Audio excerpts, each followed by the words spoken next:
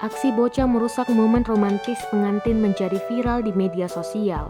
Kisah itu diunggah oleh akun TikTok @alantikalove89 pada Senin 19 April 2021. Video tersebut memperlihatkan prosesi pelepasan balon di acara pernikahan. Pengantin pun sudah siap berpose saat videografer merekam momen pernikahan tersebut. Namun tak disangka, seorang bocah tiba-tiba muncul dari belakang pengantin. Bocah itu langsung mengambil balon yang sudah diterbangkan. Video viral itu direkam oleh pria pengantin bernama Alantika, 26 tahun, asal Pati, Jawa Tengah. Peristiwa tersebut terjadi di pernikahan putri yang digelar pada Rabu 7 April 2021 lalu. Saat dihubungi, Alantika membagikan cerita lengkap di balik unggahannya. Bocah dalam video itu ternyata sudah dinasihati agar berada di belakang pengantin saja. Namun bocah tersebut tiba-tiba berlari ke depan dan mengambil balon-balon.